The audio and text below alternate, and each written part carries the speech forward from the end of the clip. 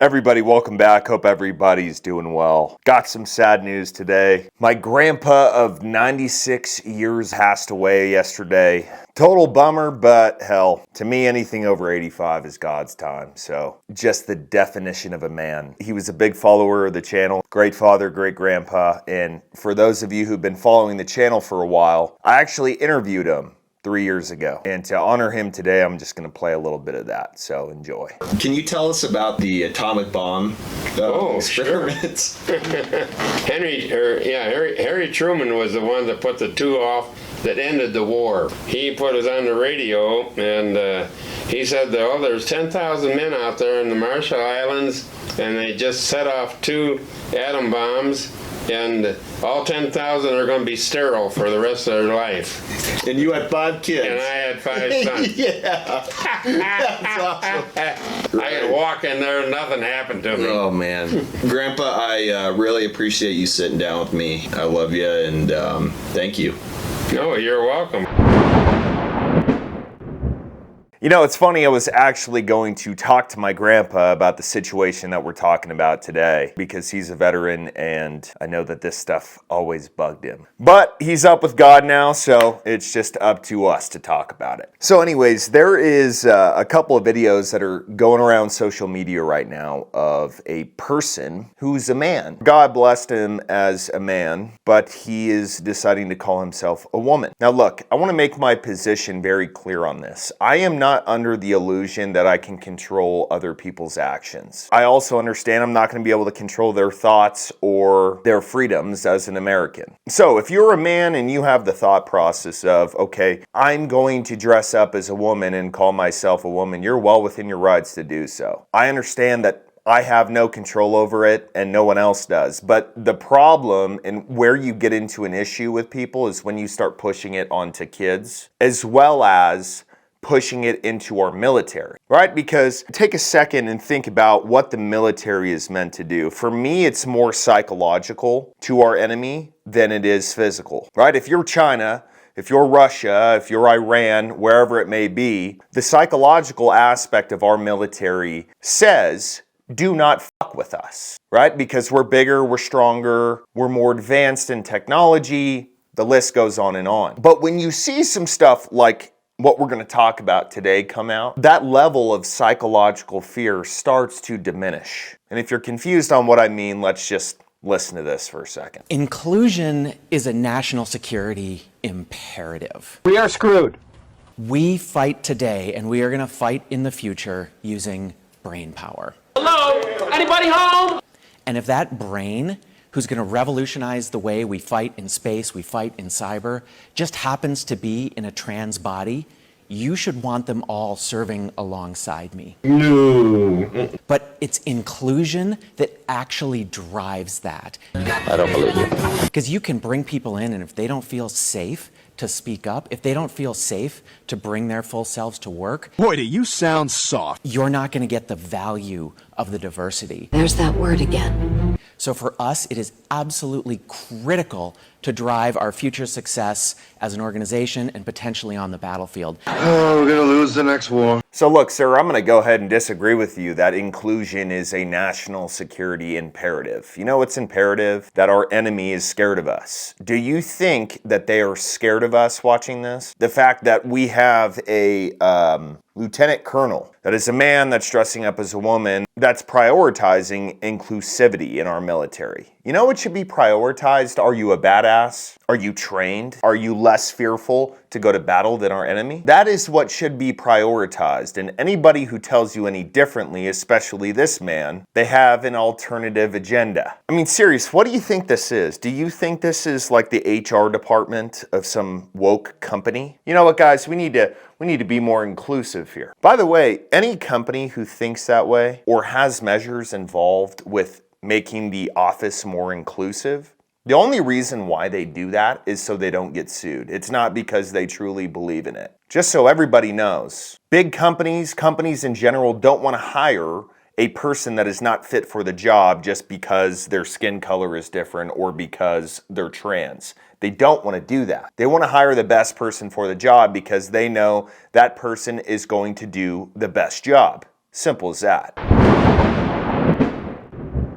Who here has ever gotten a scam text? I sure as hell have. Before I started Delete Me, I got them all the time. In fact, I have one in front of me here. That's from a guy saying that he wants to pay me weekly to wrap my car, a known scam. They get your number from online listing sites. And if you don't have a service to opt you out of them and remove your information, it's just going to continue to happen, as well as all of your personal information for anybody to see. Quick story time. Before I used Delete Me, I had an individual show up to my place. He got my address off the internet. He jumped my gate, went down my driveway, which is about a half a mile long, and knocked on my front door. Now, I did not call the police in this situation because I believe you shouldn't, unless it's absolutely necessary, but it didn't go well for him. And upon questioning him, he told me that he got my address off of a website online. That's why this service is so important. So, like I've said in the past, I have hired somebody personally to take all my personal information off of the internet. So I thought I didn't even need this service, but I just got my second report in. There's been 107 total data brokers that have had my info. For you, it's going to be a lot higher. Listings reviewed 5,018. Data brokers with your info 44. Once again,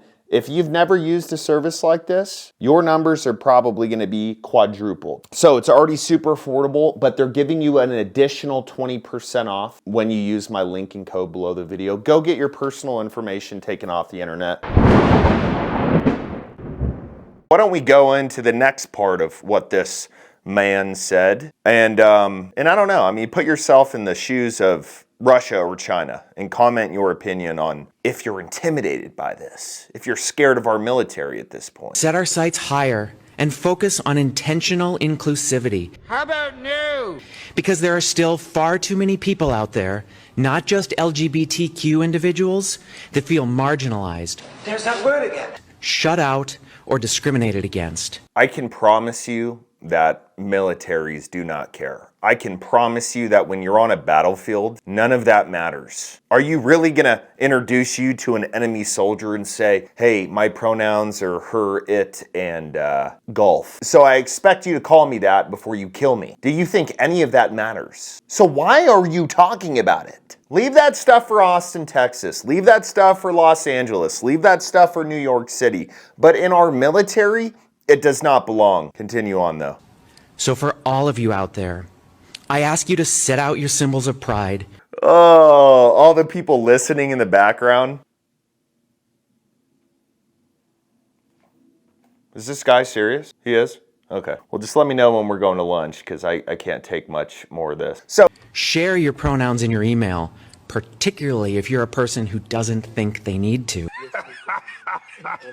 sir, let me make sure I understand your priorities here. My name is Dan. Do you think that I really need to clarify my gender in my email signature? Let me tell you what that does. For everybody who puts their pronouns in their email signature, do you want to understand what you're telling everybody? You're telling everybody that you are not confident in who you are. You're telling everybody that you have to suggest into people's minds the gender that you are. Because if you don't, they're going to assume something different, something that comes natural to their brain. For example, this person who's talking right now. You're a man. Call yourself whatever you want, but if you're putting she, her pronouns in your email signature, you're trying to mess with human logic. And I find a problem with that. But that's the priority of our military.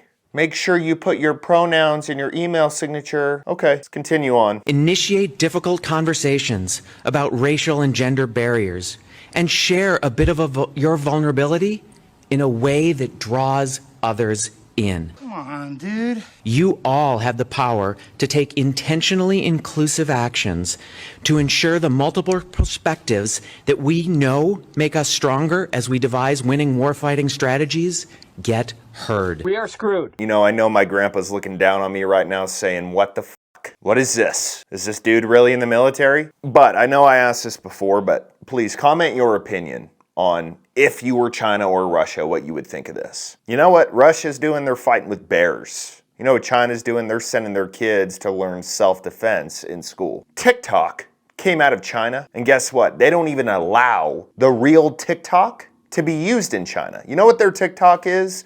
It's education. It's not some dude dressing up like a fake cowboy doing dances. They don't have that, and we shouldn't either.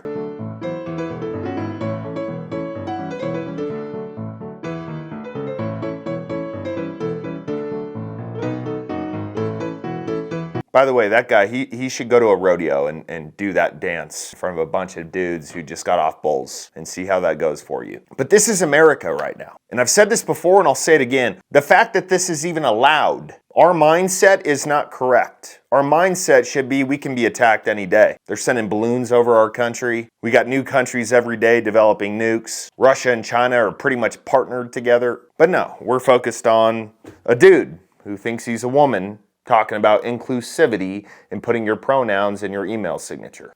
What else can be said?